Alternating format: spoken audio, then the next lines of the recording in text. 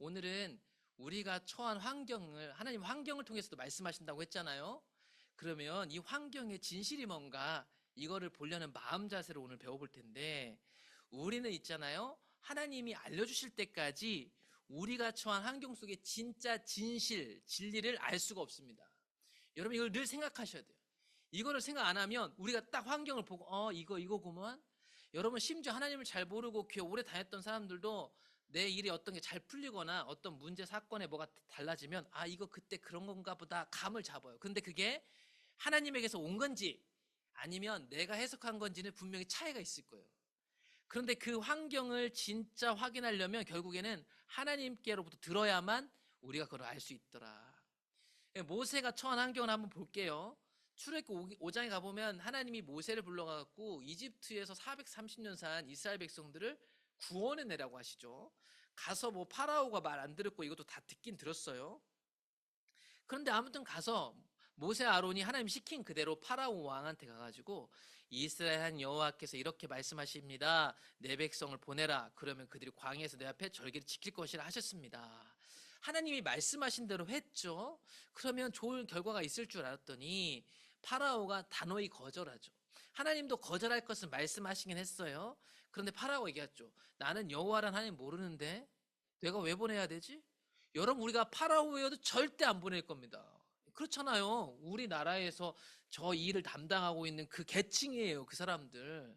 그 사람한테 왜 자유를 줘요? 이 나라를 돌리는 노동력인데. 파라오가 또 이르되 이제 이 땅의 백성이 많아졌거늘 너희가 그들을 노역을 쉬게 하는도다. 이 많아진 백성이 이제 파라오가 다스리는 이 이집트에서 중요한 역할을 하고 있거든요. 그들이 이래야 피라미드도 세우고 이 나일강에서 농사도 짓고 돌아가는데 그들을 쉬게 한다는 거예요.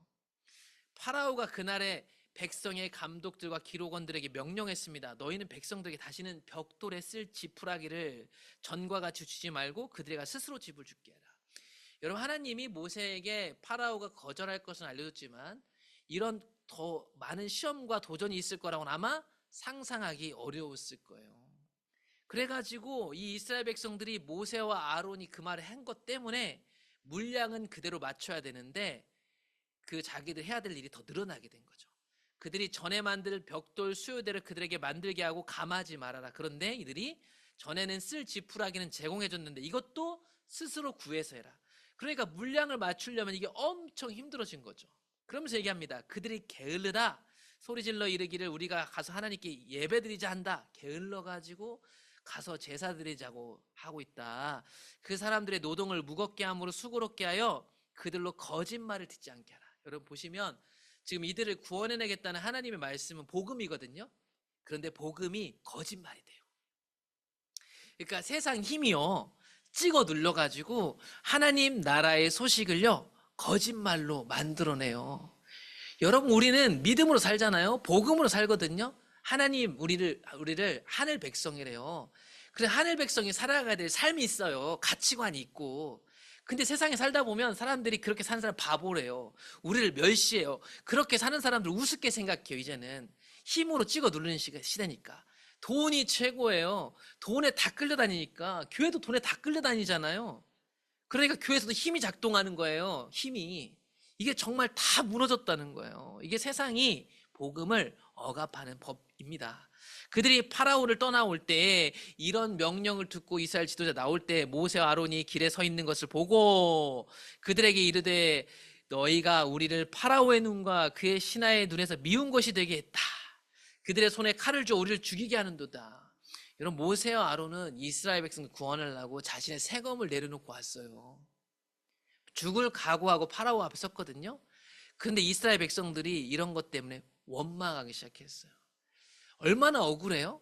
여러분 내가 교회를 위해서 요만한 일을 하는데도 누가 엉뚱한 소리 하면 그렇게 억울하죠. 그렇게 믿고 원수가 되는데 자기의 전부를 걸었어요. 인생을 다 걸었다고요. 그런데 그 공동체가 원망해요. 여러분 좀 생각해 봅시다. 내가 이때 모세였다면 여러분 어떻게 했으실 것 같으세요? 어떻게? 한번 몇 가지를 생각해 보죠. 아마 이스라엘에게 화가 나서 목회 안 해 하고 다시 양을 치러 돌아갔을 것이다. 여러분 어떠세요? 충분히 일어날 수 있는 일 아니에요? 그쵸? 나 목자 안 해. 나 위원장 안 해. 그냥 나는 그냥 주일에만 나오는 사람 될 거야. 뭐 그럴 수도 있겠죠. 또한 이렇게 얘기할 수도 있겠습니다. 하나님께 화가 나가지고 하나님 저는 도저히 안 되겠어요. 더 화가 나서 얘네도 안 되겠고 다른 사람 구해보세요 라고 얘기했을 것이다. 여러분이 모세라면 어떤 선택을 했을지 한번 객관적으로 생각해 보자고요. 정답은 나오겠죠. 정답은 정답이고 우리가 다 정답대로 첫 반응이 나오는 건 아니잖아요. 어떤 때는 이렇게 얘기할 수도 있을 것 같아요. 아, 내가 하나님의 뜻을 잘못 이해했었다. 하나님 나를 구원하라고 보낸 게 아닌가 보다. 내가 그 떨기나 불꽃은 봤는데 잘못 들었겠지. 이렇게 생각할 수도 있겠대요. 이게 정답인데 뭐 정답대로 하기 참 어렵죠. 인내심을 가지고 하나님께 돌아가서 하나님이 보내셔서 아 그래요 파라오가 고집 부릴 거라고 했는데 이 사람들이 이렇게 나에게 원망 불평하는데 이게 도대체 뭐예요? 라고 하나님의 마음이 뭐냐고 하나님은 도대체 지금 이 상황을 통해서 뭘 하시는 거냐고 보여달라고 해야 된다.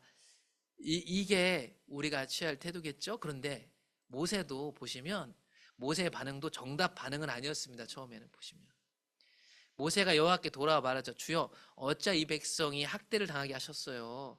어찌하여 나를 보내셨어요.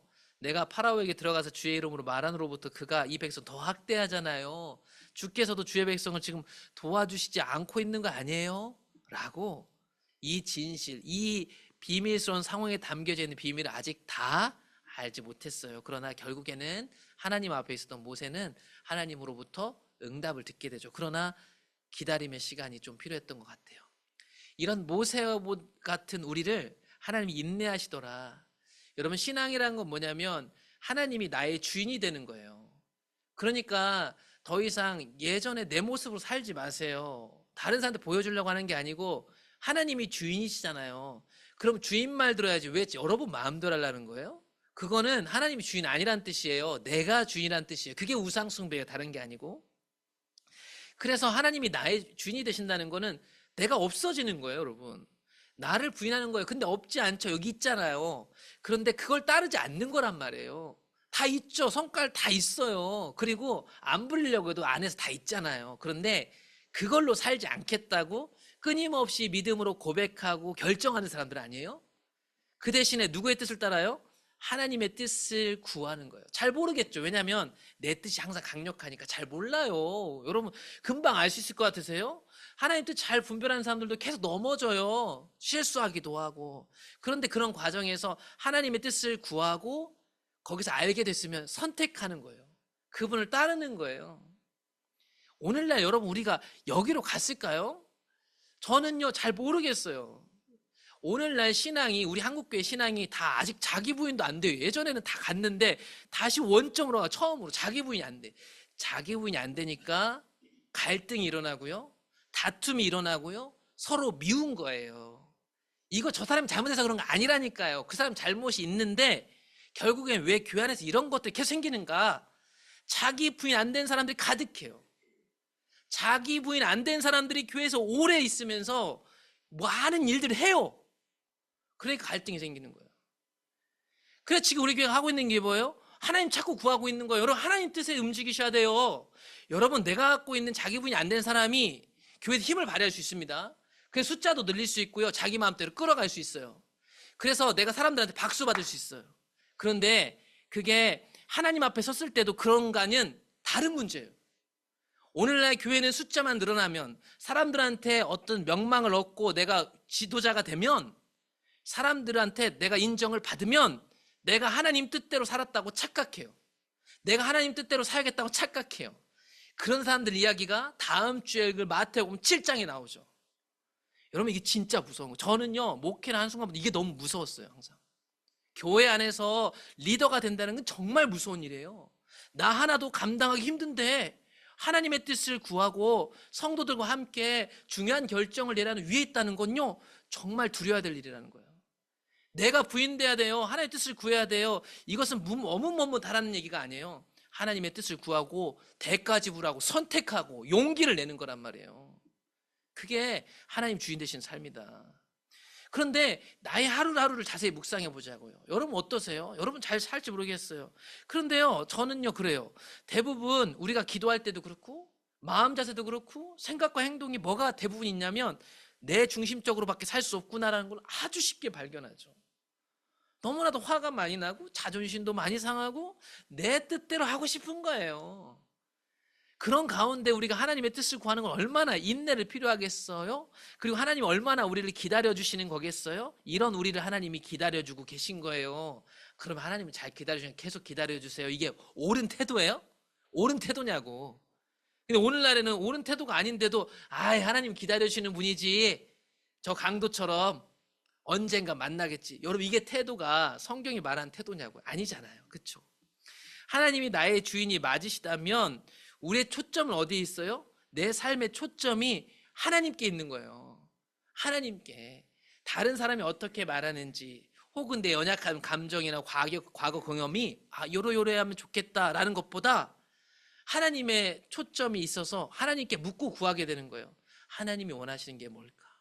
내 성깔은 이걸 원하고 내 과거 경험은 이렇게 하면 잘 됐는데 진짜 그럴까? 내 삶의 초점을 끊임없이 하나님께 묻게 되는 거예요.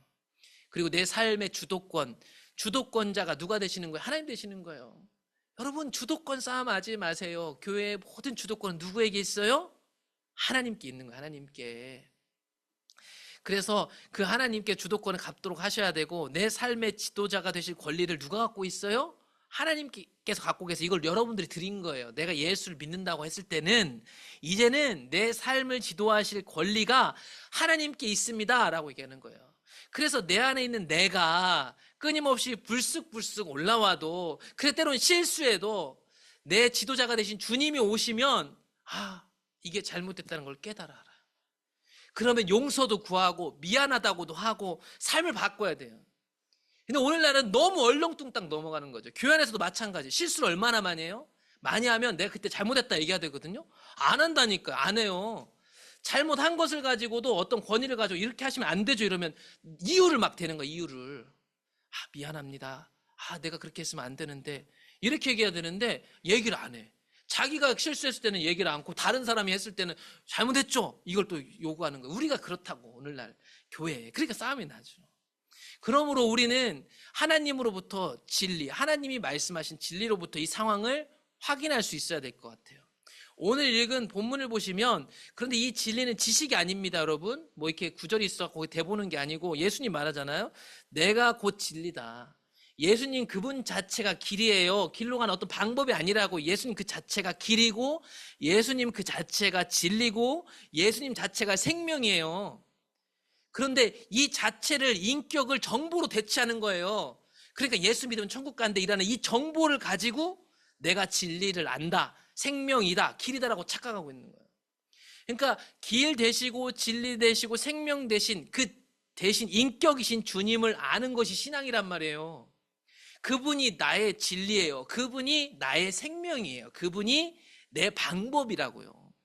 그런데 이분이, 그 인격이 영으로 우리 가운데 주실 분이 누구냐면 성령이라고. 성령. 그러면 그 예수가 진리인데 그 진리가 우리 안에 영으로 산단 말이에요. 영으로. 예수님이 얘기하잖아요. 너희들은 그를 알 것이다 라는 거 아니에요? 성도들은 안단 말이에요. 이거 안 받아본 사람 설명해봤자 설명을 들으면 들을수록 이상해. 저 사람 이상한 사람 같아. 이단 같아요. 사실은 이렇게 사는 사람들한테 한번 설명해 보세요. 성령을 따라 사는 사람 설명하면 이해 안 되는 게 너무 많을 거예요. 그런데 성령의 사람들은 아는 거예요. 그분 아니까. 우리와 함께 하시는 그분, 우리 속에 계시는 그분, 이 영을 통하여 우리 삶 속에 있는 환경들의 진리를 볼 수 있어야 되겠다. 그래서 예수님 이야기를 하나 가져와 보면 마태복음 8장에 예수님이 제자들과 함께 사역을 막 하고 다니시다가 배에 오르셔서 배로 이제 건너가죠. 제자들도 거기 있었죠. 그런데 바다에 큰 풍랑이 일어났던 거예요. 배가 물결에 덮이게 되었죠. 그런데 예수님께서는 주무시고 있었어요. 이 상황을 보고 있는 제자들 중에 대부분은 어부들이 많았으니까 이 바다에서 이런 태풍이 일어나면 어떻게 되는지를 누구보다 잘 알고 있었습니다. 그들이 처한 환경 속에서 그 어부가 대부분이었던 그 제자들이 갖고 있던 진리, 진실은 뭐냐면 이 태풍은 우리를 죽일 것이다라는 게 그들이 이 환경 속에서 본 진리였습니다. 그 제자들이 나와 깨우며 이르되 주님 구원하소 우리가 죽겠습니다.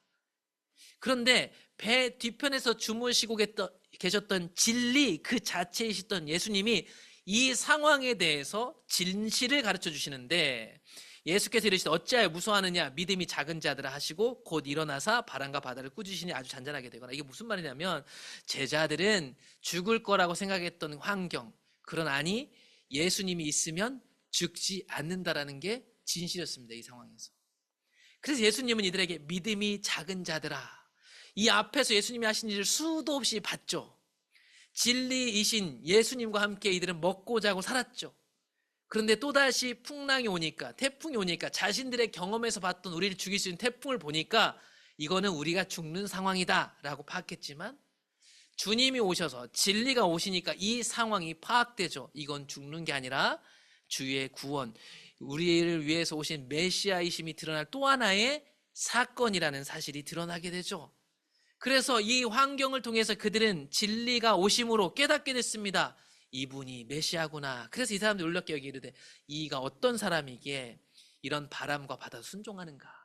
바람 바다의 전문가들입니다. 이 사람들은 수도 없는 바람과 바다를 봤던 사람이에요. 이건 사람이 어떻게 할 수 없는 일이에요. 어부들이 더 잘 알죠. 그런데 이 환경 속에서 진리이신 예수님이 오시자 이 사건을 통해서 바로 예수가 구약이 말한 그분일 것이다 라는 비밀을 깨닫게 된 거죠. 여러분, 진리는 우리 삶 속에 항상 임재해 계시는 인격이십니다. 우리 안에 성령께서 여러분 이런 일들을 하시는 거예요. 내가 일어나고 있는 내 상황, 교회의 상황, 가정의 상황, 내가 생각하고 있는 답이 있을 거예요. 다 있습니다. 그런데 그게 아니고 주님이 오셔야만 그 비밀이 드러나게 되는데, 그 주님이 여러분 우리 안에 살고 계셔요. 그러므로 여러분, 하나님께로부터 듣기 전까지는 판단을 보류하시고 하나님을 기다리셔야 되겠습니다. 하나님께로부터 듣기 전까지는 우리가 처한 환경 속의 진리를 알 수 없어요. 그래서 어떤 경우에는 내가 하나님께 막 듣기를 원하지 않아도 시간이 지나보면 때로는 알 때가 있어요. 그래서 여러분들 시간 많이 지나보니까 그때 내가 잘했다 잘못했다 하시죠. 그런데 그것도 때로는 정확하지 않을 수도 있어요. 그걸 누구로부터 들어야 돼요? 하나님으로부터. 과거에 해결되지 못한 정답들이 있을 거예요. 갈등, 내가 이해할 수 없는 환난. 하나님한테 기도해보세요. 하나님, 그때 제가 이것 때문에 정말 많이 힘들었는데 하나님 그게 왜 그랬을까요? 지금 현재 내 삶 속에 있는 어려움들이 있는데 하나님, 제가 이걸 다 알 수가 없어요. 가르쳐 주세요.